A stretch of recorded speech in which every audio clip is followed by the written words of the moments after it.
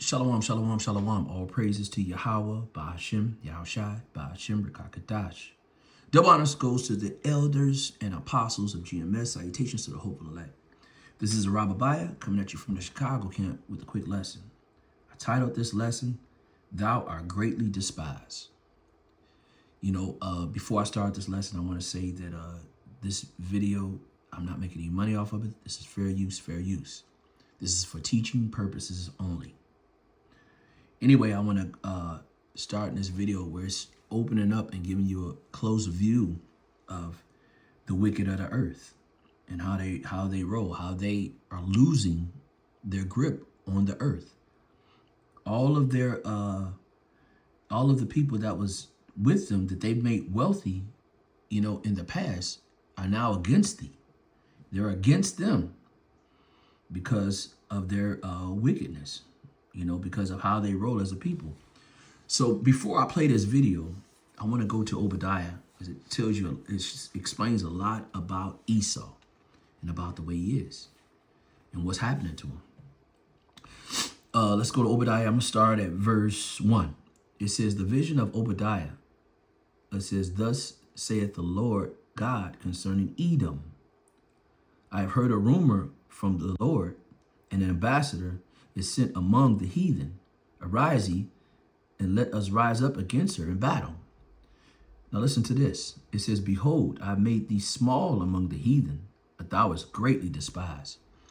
So you think about the heathen nations, the other nations that are against the true Israelites, the 12 tribes. This guy is the head of them, Esau. The so-called white man is the head of those heathens. And he said that thou art greatly despised. And that's what you see. Why are they despised? Verse 3, it says, the pride of thy heart have deceived thee, thou that dwelleth in the clefts of the rock, whose habitation is high, and that said unto his heart, who shall bring me down? That's the pride of this man. Right now, he's beating his chest. Who says, who should bring me down to the ground? This man right now knows that he has the sword. So he makes... he'll make a plan, well, he'll make a deal with somebody and go back on it. And that they're talking about Esau because it says, thou that dwelleth in the clefts of the rock. When you go into Job chapter 30 and read down, shows that these people are from the rocks. They're from the caves of the earth. And the Lord raised them up to fulfill his prophecy. But now their time is up. Another telltale sign. Let's go to verse 4. It says, though thou exalt thyself as the eagle, and thou said and set thy nest among the stars, thence will I bring thee down, saith Yahweh. So you see that, again, whose symbol in the earth is the eagle? You know that they're talking about the so-called white man. America's symbol is the eagle. Okay? And the Lord said he's going to bring this country down. And that's what you see in the light stages. That's what's happening. Now listen to this, verse 5. It says that thieves came to thee, if robbers by night, how are they cut off? Would they have stolen until they had enough? If grape grabbers came to thee, would I have left some grapes? This man steals, kills, and destroys the whole nation. He rapes and ravishes the whole nation. And he fools all of the nations, and they're drunk with him, And this man is the wicked. Let me go hold this. I'm going to come back to, I'm at verse 5. I'm going to come back, but I want to go to, where do I want to go? Habakkuk chapter 2. I'm going to go to verse 4. It says, behold, the soul which is lifted up is not upright in him. Meaning that when it talks about his soul being lifted up, that's not upright in him. They're talking about Esau is wicked. He has a wicked soul, So it says, soul which lifted up is not upright in him, but the just shall live by faith, meaning that the Israelites shall live by the Lord's faith. It says, yea, also, he transgresseth by wine. He is a proud man.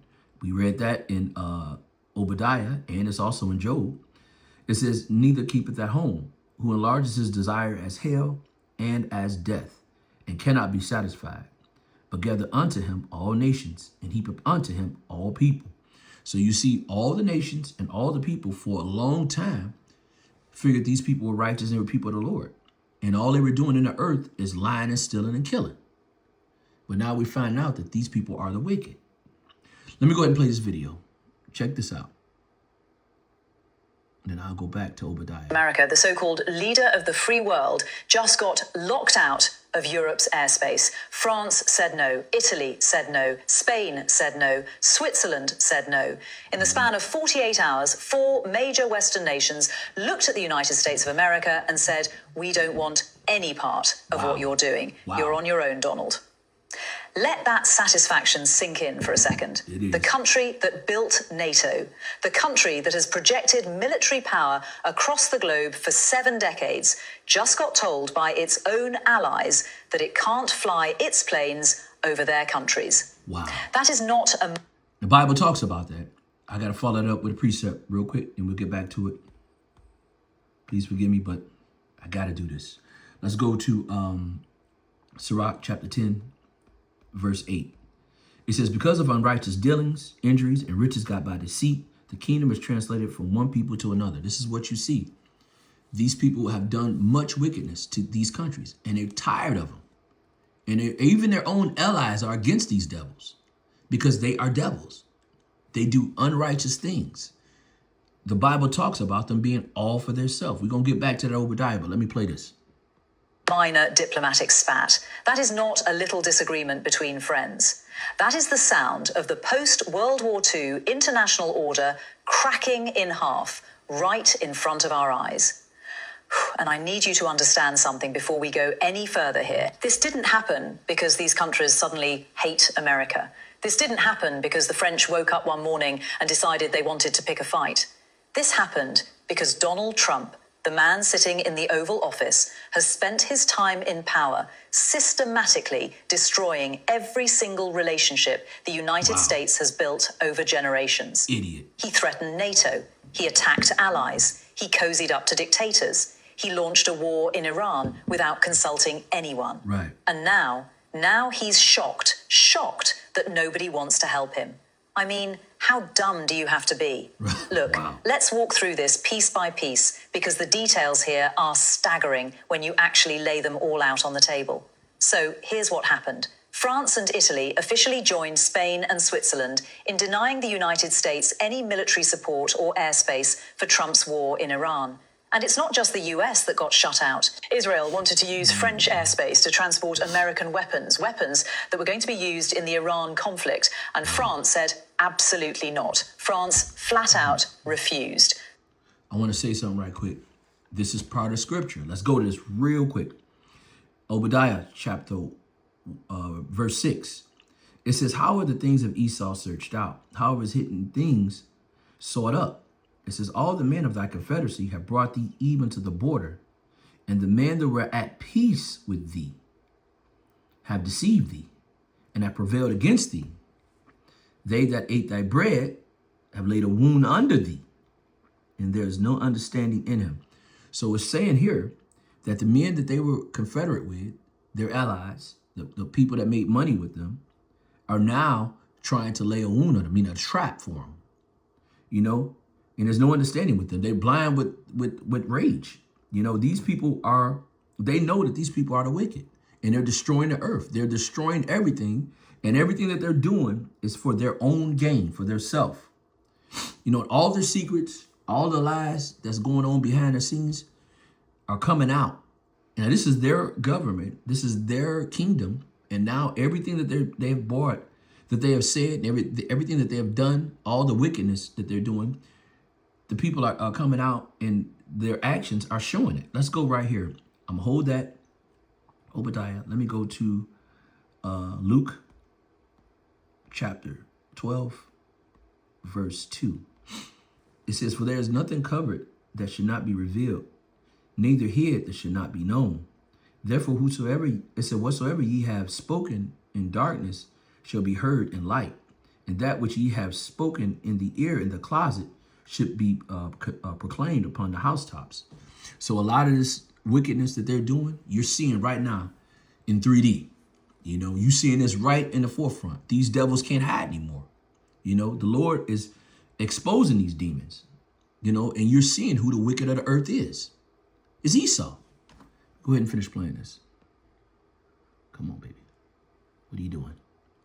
Hold on. And Italy? Italy told the United States that if they want to use Italian military infrastructure for purposes outside of existing agreements, they need special permission. And guess what? Trump's Iran war doesn't fall under any existing agreement. So the answer from Italy was no. You don't get to use our country as a pit stop for your unauthorized military adventure.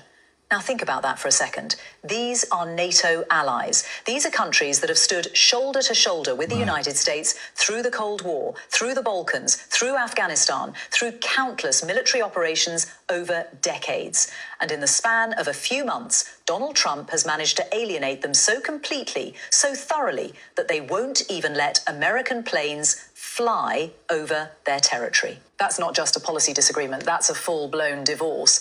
And what was Trump's response to all of this? Did he reflect? Did he pause and think, maybe I should have talked to my allies before launching a major military operation in the Middle East? No, of course not. This is Donald Trump we're talking about. He went on the attack. He accused France of blocking military equipment. He attacked France and the United Kingdom throughout the day. He basically threw a tantrum like a child who got told he can't have dessert and then flipped the table over.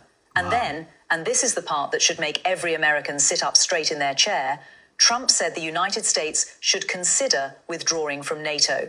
Let me say that again so it really lands. The President of the United States suggested that America should pull out of the military alliance that has been the backbone of Western security since 1949. An alliance that was specifically created to prevent the kind of catastrophic global conflicts that killed tens of millions of people in the first half of the 20th century. Trump wants to throw that in the garbage because France wouldn't let his planes fly over their country for a war he started without asking anyone.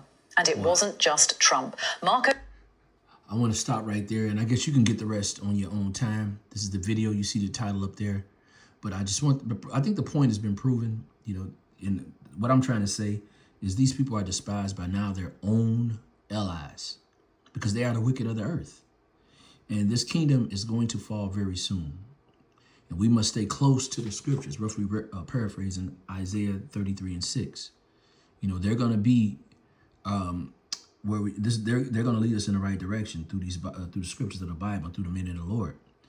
You know, the true men of the Lord, that will be the apostles of Great Millstone, you know, and their affiliates.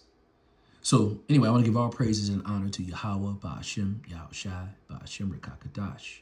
Double honors goes to the elders and apostles of GMS. Salutations to the hopeful elect. Shalom to next time, Lord willing. Shalom.